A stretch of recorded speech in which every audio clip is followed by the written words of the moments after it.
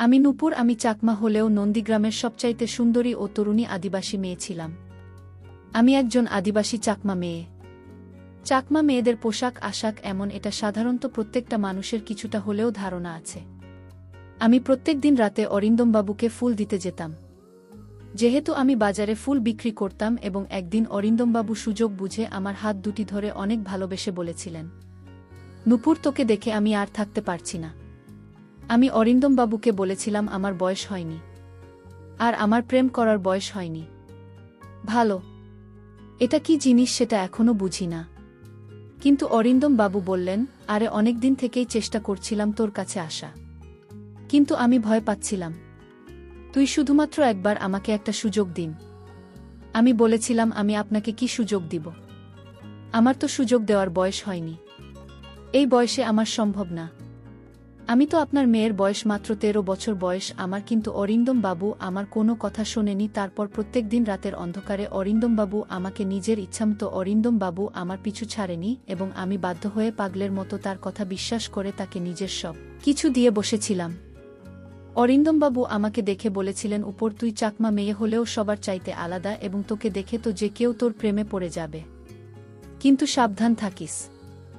যে কোনো পুরুষ মানুষের মিষ্টি কথায় পড়ে গিয়ে নিজের জীবনটা কিন্তু নষ্ট করিস না। এবং অরিন্দমবাবুর মিষ্টি কথাতেই আমি নিজের সবকিছু তাকে দিয়ে বসেছিলাম, কারণ আমি তার উপর অনেক ভরসা করেছিলাম। আসলে আমরা যেহেতু চাকমা ছিলাম, তাই আমরা শাড়ি পরতাম। আমাদের শাড়ি হাঁটুর উপর থেকে থাকত এবং আমাদের খোপায় ফুল থাকত। আমাদের সাজগোজ তাই কিন্তু এরকম। কিন্তু আমি চাকমা হলেও ভীষণ ফর্সা ছিলাম। তাই নন্দীগ্রামে প্রত্যেকটা পুরুষ মানুষ শুধুমাত্র আমার সৌন্দর্য দেখে আমাকে নিজের কাছে পাওয়ার জন্য সবাই পটানোর অনেক চেষ্টা করত। কিন্তু আমি কারো মিথ্যে প্রেমের জালে পড়েনি। আমি নিজেকে ধরে রেখেছিলাম। কিন্তু আমি যখনই অরিন্দমবাবুকে ফুল দিতে যেতাম, তখনই সে আমার দিকে তাকিয়ে থাকত। যেহেতু আমি ভীষণ ফর্সা ছিলাম, আমি তাকে অনেক ভালো মানুষ ভেবেছিলাম, কারণ উনার চোখের দিকে তাকালে একটা সততার আভাস পেতাম। এবং জানি না কেন অন্য পুরুষদের চাইতে অরিন্দমবাবুকে খুব একটা আলাদা মনে হতো আমার, এবং আমি তাকে খুব ভালো মানুষ ভেবেছিলাম। তাই আমি নিজেকে উনার ভালোবাসা থেকে আটকে রাখতে পারিনি। তখন আমারও ভীষণ ভাল লাগত। তারপর 15 দিন ধরে অরিন্দমবাবু আমাকে রোজ, এবং আমি খুব খুশি ছিলাম উনার ভালোবাসা পেয়ে। কিন্তু সেদিন সকালে ঘুম থেকে উঠেই আমার পায়ের তলা থেকে মাটি সরে যায়, কারণ অরিন্দমবাবু হঠাৎ করে আমাকে একা ছেড়ে কলকাতা শহরে চলে গেছিল, এবং আমি 1 মাসের মধ্যেই মা হয়ে গিয়েছিলাম। অরিন্দমবাবু আমাকে কিভাবে কি করেছিল, এবার বলি অরিন্দমবাবুর সঙ্গে আমার আসল কাহিনী। আসলে অরিন্দমবাবু আমাদের নন্দীগ্রামে 1 মাসের কন্ট্রাক্টের কাজে এসেছিলেন। উনি একজন ইঞ্জিনিয়ার ছিলেন। উনার বাড়ি কলকাতা শহরে ছিল, এবং হরিয়া কাকা অরিন্দমবাবুর সঙ্গে থাকত। হরি আকা দুপুরবেলা অরিন্দমবাবুর খাবারদাবার রান্না করে দিয়ে নিজের বাড়িতে চলে যেত। সেদিন বাজারে হরিয়া কাকার সঙ্গে আমার যখন দেখা হয়েছিল, তখন হরিয়া কাকা আমাকে বলেছিল, কি রে নূপুর, তোর ফুল বিক্রি হয়েছে। আজ কিছু ভাল ফুলগুলো কিন্তু আলাদা করে রাখিস বাবুর জন্য। আমি তখন তাকে বলেছিলাম, কেন আজ ভাল ফুলগুলো আলাদা করে রাখব, আর কোনো বাবুর জন্য ফুল আলাদা করে রাখবেন? হরিয়া কাকা তখন আমাকে বলেছিল, পশ্চিম দিকের যে বড় বাড়ি আছে সেই বাড়িতে কলকাতা থেকে নাকি একজন নতুন বাবু এসেছেন। উনি হলেন অরিন্দমবাবু, আর উনি আজকে কিছু ফুল চেয়েছেন। তাই তুই সন্ধ্যায় গিয়ে অরিন্দমবাবুকে কিছু ফুল দিয়ে আসিস। হরিয়া কাকার কথা শুনে সেদিন আমি আমার বাড়ি ফেরার আগে পশ্চিম দিকের বড় বাড়িতে গিয়েছিলাম সাহেবকে ফুল দিতে। তারপর ওই বড় বাড়ির সামনে এসে যখন আমি দরজাটা ঠকঠক করলাম, তখন ভেতর থেকে একটা বাবু বেরিয়ে এলেন। উনি ভীষণ তরুণ ও সুন্দর ছিল দেখতে, এবং উনাকে দেখে সাহেবের মতোই লাগছিল। তারপর উনি আমার পা থেকে মাথা পর্যন্ত আমার দিকে খুব ভালোভাবে তাকিয়ে দেখলেন। তারপর আমার হাতে ফুলের ঝুড়িটা দেখে বাবু বললেন, তাহলে তুমি আমাকে ফুল দিতে এসেছ? আমি তখন বাবুর মুখের দিকে তাকিয়ে বললাম, হ্যাঁ, বাবুকে ফুল দিতে এসেছি। আজ দুপুরে হরিয়া কাকা মুখে এখানে ফুল নিয়ে আসতে বলেছিল। তারপর আমি যখন ফুলের ঝুড়িটা বাবুর হাতে দিয়েছিলাম, তখন উনি আমাকে ফুলের যতটা দাম হয়েছিল তার চাইতে কিন্তু একটু বেশি পরিমাণে টাকা দিয়েছিলেন। কিন্তু আমি বেশি টাকা নিতে রাজি হয়নি। আমি যখন বেশি টাকা নিতে রাজি হয়নি, তখনই আমার 2 হাত ধরে বলেছিলেন, এই টাকাটা রাগের পরিবর্তে তুমি আমাকে আবার কাল ফুল দিতে আসবে। তারপর আমি যখন ফুল দিয়ে সেখান থেকে ফিরে আসছিলাম, তখন উনি কিন্তু আমার দিকে তাকিয়েছিলেন। তারপর আমি চুপচাপ নিজের বাড়ি ফিরে চলে এসেছিলাম। এইভাবে প্রত্যেক দিন সন্ধেবেলায় নিজের বাড়ি ফেরার আগে আমি বাবুকে ফুল দিতে যেতাম। এইভাবে প্রায় ৩-৪ দিন হয়ে যাওয়ার পরে বাবুর সঙ্গে আমি বেশ কথা বলতে গেছিলাম। আসলে আমি খুব লাজুক প্রকৃতির মেয়ে ছিলাম। আমি প্রয়োজনের বেশি কথা কারো সঙ্গে বলতাম না। সেদিন সন্ধ্যাবেলায় যখন আমি বাবুকে ফুল দিতে যাই তখন উনি সেদিন আমাকে জানি না কেন ঘরের ভিতরে ডেকেছিলেন, এবং আমি যখন বাবুর কথা শুনি ঘরের ভিতরে ঢুকে উনার হাতে ফুলের ঝুড়িটা দিয়েছিলাম, তখন উনি আমাকে বলেছিলেন, দেখুন উপর, আমি তোমাকে আজ কিছু কথা বলতে চাই। জানি না আমার কথা শুনে তোমার খারাপ লাগবে না, ভাল লাগবে। তখন আমি বাবাকে বলেছিলাম, বাবু তুই আমাকে কি বলতে চাইছিস সেটা নিঃসন্দেহে বলতে পারিস, আমি কিচ্ছু খারাপ মনে করব না। বাবু তখন হঠাৎ করে আমায় বললেন, দেখুন উপর, তুমি চাকমা হলেও তুমি দেখতে ভীষণ সুন্দরী, এবং আমি জানি তোমাদের পোশাক পরিচ্ছদ এরকমটাই, কিন্তু আমি তোমাকে এখন যে কথাটা বলতে যাচ্ছি সেটা বলতে আমার ভীষণ লজ্জা লাগছে, কিন্তু আমি না বলে থাকতে পারছি না। আসলে সৌন্দর্য দেখে অনেক পুরুষ তোমার জন্য পাগল হয়ে যাবে, তাই তুমি নিজেকে ঢেকে রেখো, এটা আমি কিন্তু তোমার ভালোর জন্যই বললাম। তুমি আমার কথা কিছু খারাপ মনে করো না। সেদিন বাবুর কথা শুনে আমি তার চোখের দিকে অনেকক্ষণ তাকিয়েছিলাম, এবং জানি না কেন সেদিন তার ওই কথা শুনে আমি তাকে মনে মনে পছন্দ করতে শুরু করেছিলাম, এবং ধীরে ধীরে কখন যে আমাদের দুজনের মধ্যে প্রেম হয়ে যায় সেটা আমরা বুঝতে পারিনি। এবং আমি তো নিজেকে খুব ভাগ্যবতী মনে করেছিলাম, কারণ আমার মতো একজন আদিবাসী মেয়েকে একজন সাহেব পছন্দ করেছিল। তারপর সেদিন সন্ধ্যায় যখন আমি বাবুর বাড়িতে ফুল দিতে যাই তখন বাবু আমায় নিজের ঘরের ভিতরে নিয়ে গিয়েছিলেন। তারপর আমি যখন বাবুর ইচ্ছেটা বুঝতে পেরেছিলাম তখন আমি কিন্তু বাবুকে মুখ ফুটে বলেছিলাম যে, বাবু তুই যখন মরে বিয়ে না করবে ততক্ষণ কিন্তু আমি এসব কিছু করতে পারব না। আমি জানি তুই ওকে সত্যিকারের খুব ভালোবাসিস, কিন্তু এই সব ভালোবাসা স্বামী স্ত্রীর মাঝে হয়, কিন্তু আমি তো তোর স্ত্রী নেই, তাই যেদিন তুই আমাকে বিয়ে করবি সেদিন তুই পাবি। তারপর বাবু আর আমাকে কোনোদিনও সবের জন্য জোর করেনি। তারপর 2 দিন পরেই বাবু একজন পণ্ডিতকে ডেকে নিজের ঘরের মধ্যেই আমাকে বিয়ে করেছিল, এবং আমাকে বলেছিল আমি যাতে এই বিয়ের কথাটা এখন কাউকে না বলি। তাই বাবুর কথা মতো আমিও এই বিয়ের কথাটা আমার বাড়ির লোককেও বলিনি। যে বাবু সাহেব আমাকে বিয়ে করেছিলেন, সেদিন বিয়ে করার পরে প্রত্যেক দিন অরিন্দম বাবু আমার সঙ্গে নিজের পূরণ করতেন, কখনো দুপুরে কখনো সন্ধ্যায়, তার যখন ইচ্ছে হতো। এবং এই কথাটা কিন্তু কেউ জানত না যে আমার সঙ্গে অরিন্দমবাবুর বিয়ে হয়েছিল, কারণ আমরা লুকিয়ে দেখা করতাম।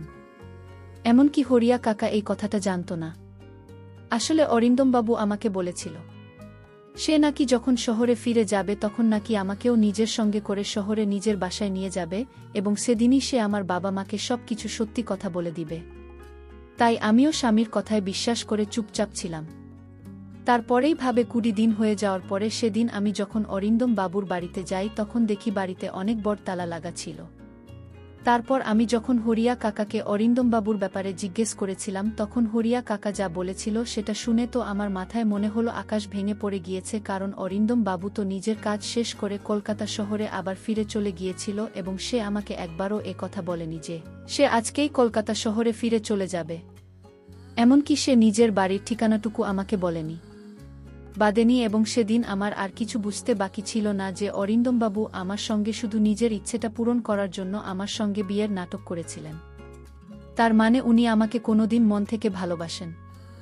অরিন্দমবাবুর আমাকে ছেড়ে চলে যাওয়ার পরে আমি কিন্তু 9 মাস তার অপেক্ষায় বসেছিলাম, এবং আমি ওই সময় 9 মাসের একজন মা হয়েছিলাম। আমি অরিন্দমবাবুর মা হতে চলেছিলেন। জানি না কেন, তাও আমার মনে একটা বিশ্বাস ছিল যে একদিন না একদিন অরিন্দমবাবু আমাকে অবশ্যই নিতে আসবেন। এদিকে গ্রামের লোকেরা তো আমার এবং আমার পরিবারের ঘুম হারাম করে দিয়েছিল। আমার জাতির লোকেরা তো আমাকে ও আমার বাবা মাকে জাতি থেকে বহিষ্কৃত করেছে। আমাকে সবাই কলঙ্কিনী বলে ডাক। তাও আমি চুপচাপ সবকিছু সহ্য করে এটাই ভাবতাম যে একদিন অবশ্যই আমার জীবনের সবকিছু ঠিক হয়ে যাবে। 9 মাস অপেক্ষা করার পরেও যখন অরিন্দমবাবু আমাকে নিতে আসেনি তখন আমি হরিয়া কাকার কাছে অরিন্দমবাবুর কলকাতার বাড়ির ঠিকানা নিয়েছিলাম, এবং ঠিকানা নিয়ে আমি নিজের মনের সাহস করে নন্দীগ্রাম থেকে একাই কলকাতা শহরে গিয়ে অরিন্দমবাবুর বাড়িতে গিয়ে পৌঁছেছিলাম। তারপর সেখানে গিয়ে দেখি অরিন্দমবাবুর অনেক বড় বাড়ি, এবং সে পুরো বাড়িটি কর্মচারীরা ফুল দিয়ে খুব সুন্দর করে সাজিয়ে তুলেছিল। আমি বুঝতে পেরেছিলাম এখানে কোনো অনুষ্ঠান হচ্ছে। তারপর আমি যখন বহু কষ্টে বাড়ির ভেতরে প্রবেশ করলাম তখন দেখলাম একজন ভদ্রমহিলা সবাইকে কাজের নির্দেশ দিচ্ছিলেন। তারপর ওনার নজর যখন আমার উপরে পড়ল তখন উনি আমাকে জিজ্ঞেস করলেন, এই মেয়ে তুমি আমার ঘরে কি করছো, এবং তুমি তো 9 মাসের গর্ভবতী মনে হচ্ছে। তুমি এখানে কিসের জন্য এসেছ? তুমি কি আমার বাড়িতে কোনো কাজ করতে চাও? কিন্তু তুমি গর্ভবতী হয়ে কিছুই তো কাজ করতে পারবে না, এবং তোমার অবস্থাও খুব খারাপ লাগছে। তুমি কি খাবার দাবারও ঠিকঠাক খাওনি নাকি? আরে তুমি কিছু বল, তুমি এভাবে চুপচাপ দাঁড়িয়ে থাকলে আমি তোমার ব্যাপারে কিছুই জানতে পারবো না। আমি তখন ওনার সামনে হাত জোড় করে বললাম, মা, আমি অরিন্দম বাবুর সঙ্গে দেখা করতে চাই। ঠিক ওই সময় অরিন্দম বাবু উপর থেকে নিচে নামতেই আমার দিকে দেখতে আমার সামনে এসে দাঁড়ালেন। তারপর আমি যখন 10 মাস পরে আমার স্বামীকে নিজের চোখের সামনে দেখলাম তখন আর পাথরে প্রণাম নিতে গেলাম। ঠিক তখনই অরিন্দম বাবুর মা আমার হাত ধরে বললেন, এই মেয়ে তুই এসব কি করছিস? আমি তখন নিজের কপাল থেকে চুল সরিয়ে দিয়ে বললাম, আমি অরিন্দম বাবুর স্ত্রী এবং আমি উনার বাচ্চার মা হতে চলেছি। অরিন্দম বাবুর মা তখন আমার হাত ধরে বললেন, তোর কি মাথা খারাপ হয়ে গেছে? তোর মতো একটা চাকমা মেয়েকে আমার ছেলে বিয়ে করবে? আমার ছেলের 2 দিন পরে বিয়ে আছে, তাই এসব তামাশা একদম এখানে করবি না। তাই এখান থেকে চুপচাপ বেরিয়ে যায়। তোর মতো যে কোনো রাস্তার মেয়ে সে বলবে যে সে আমার ছেলের স্ত্রী, আর আমরা সেটা মেনে নেব। ওই সময় আমি কিন্তু অরিন্দম বাবুর চোখের দিকে তাকিয়েছিলাম। তখন উনি আমাকে যা বলেছিলেন সেটা শুনে তো আমার পায়ের তলা থেকে যেন মাটিটায় সরে গিয়েছিল। কারণ উনি আমাকে বলেছিলেন, কে তুমি? আমি তোমাকে চিনি না, আর আমার বাড়িতে এসব ঝামেলা না করে চুপচাপ তুমি বাইরে বেরিয়ে চলে যাও। কারণ 3 দিন পরেই আমার বিয়ে আছে। তারপর তারা আমাকে জোর করে বাড়ি থেকে বের করে দিয়েছিল। বাড়ি থেকে বের করে দেওয়ার পরেও আমি কিন্তু অরিন্দম বাবুর বাড়ির সামনে বসেছিলাম। আমি কিন্তু হার মানিনি, এবং তাদের আমাকে অনেকবার বলার পরেও যখন আমি সেখান থেকে কোথাও যাইনি তখন অরিন্দম বাবুর মা আমাকে বলেছিলেন, এই মেয়ে তুই যদি এখান থেকে না যাস তাহলে আমি কিন্তু পুলিশ ডাক। উনার কথা শুনে আমি কিন্তু তাও তাদের বাড়ির সামনে থেকে কোথাও যাইনি, আমি চুপচাপ ওখানে বসেছিলাম। তারপর অরিন্দম বাবুর মা যখন পুলিশ ডেকে আমাকে পুলিশের হাতে দিয়েছিলেন তখন আমি পুলিশকে কিন্তু সবকিছু সত্যি কথা বলতে বাধ্য হয়েছিলাম যে আমার সঙ্গে 10 মাস আগে অরিন্দম বাবুর সঙ্গে আমার বিয়ে হয়েছিল। তারপর পুলিশ যখন আমার অসুস্থ শরীর দেখে আমাকে একটা সরকারি হাসপাতালে নিয়ে যায়, সেই হাসপাতালের এক নার্স আমার অনেক সাহায্য করেছিল। এমনকি ওই সেবিকা পুলিশকে গিয়ে বললেছিল কিছুদিনের মধ্যেই কিন্তু আমার বাচ্চা হবে, এবং ওই বাচ্চার ডিএনএ ও অরিন্দমবাবু ডিএনএর সঙ্গে টেস্ট করলেই কিন্তু সব কিছু সত্যি কথা প্রমাণ হয়ে যাবে। তা সত্ত্বেও কিন্তু অরিন্দমবাবু আমাকে গ্রহণ করতে রাজি ছিলেন না। এমনকি অরিন্দমবাবু তো আমার সামনে পুলিশকে বলেছিলেন, আমার এই চাকমা মেয়েটাকে দেখতে ভাল লেগেছিল, তাই আমি তার সাথে রাত। তার মানে তো এই নয় যে আমি একজন চাকমা মেয়েকে নিজের বাড়ির বুক করব। তারপর পুলিশে যখন আমার কথায় বিশ্বাস করে অরিন্দমবাবুকে আমার সামনে তাকে জেলে ভরার হুমকি দিয়েছিল, তখন আমি পুলিশের পা ধরে বলেছিলাম, বাবু দয়া করে মোর স্বামীকে কোনো শাস্তি দেবেন না। ওটা মোর স্বামী, আমি আমার স্বামীকে কোনো কষ্ট দিতে পারব না। তা সত্ত্বেও কিন্তু অরিন্দমবাবু আমাকে গ্রহণ করতে রাজি ছিলেন না। আর এদিকে আমি তাও বিশ্বাস করে বসেছিলাম যে আমার ভালোবাসার জয় হবে এবং কাউকে শাস্তি দিয়ে নয়, তাকে ভালোবেসে তার মন জয় করা যাবে। এদিকে অরিন্দমবাবুর বাড়িতে ও সব কিছু প্রকাশ হয়েছিল, এবং অরিন্দমবাবুর সঙ্গে যে মেয়েটার বিয়ে ঠিক হয়েছিল তারাও সব কিছু জানার পর এই বিয়েটা কিন্তু ভেঙে দিয়েছিল। এদিকে আমি খেয়ে না খেয়ে অরিন্দমবাবুর বাড়ির সামনে পড়ে থাকতাম। তারপর সেদিন আমার যখন অনেক পেটে ব্যথা হয় তখন জানালা দিয়ে কিন্তু অরিন্দমবাবুর মা সব কিছু দেখছিলেন, এবং আশেপাশের কিছু মহিলা আমার খুব সাহায্য করেছিল। তারপর ওই সময় আমি যখন মা হয়েছিলাম তখন অরিন্দমবাবুর মা ও আমার কষ্ট দেখে নিজেকে আর সামলে রাখতে না পেরে আমার পাশে এসে আমার মাথায় হাত বুলিয়ে আমার হাত ধরে আমাকে সাহস দিয়েছিলেন। এবং সেদিন আমি অরিন্দমবাবুর বাড়ির সামনেই কন্যা সন্তানের বাবা হয়েছিলেন। এবং সেদিন আমার শাশুড়ি মা তার ছেলেকে ঘরের ভেতর থেকে টেনে নিয়ে এসে বলেছিলেন, এত ভালোবাসা আর কোনো মেয়ের কাছ থেকে তুই পাবি না। এই মেয়েটা তোকে অনেক ভালোবাসে, এবং বুকে জড়িয়ে নে তোর সন্তানকে, কারণ তুই না মানলে ওটা তো সন্তান, তাই তাদেরকে আর কষ্ট দিস না। আমার বোমা এবং আমার নাতনিকে গ্রহণ করে ঘরের ভিতরে নিয়ে চলে। কারণ নূপুরের জায়গায় যদি অন্য কোনো মেয়ে থাকত তাহলে আজ তোকে কিন্তু জেলে ভরে দিতে পারত। কিন্তু নূপুর সেটা করেনি। ভালোবাসা দিয়ে তার স্বামীর মনটাকে জয় করে নিয়েছিল এবং তার শাশুড়ি মাকে। আজকের গল্পটা কেমন লাগলো তা অবশ্যই কমেন্ট করে জানাতে ভুলবেন না। আর আমার চ্যানেলটিকে সবাই সাবস্ক্রাইব করে দিও। ধন্যবাদ সবাইকে।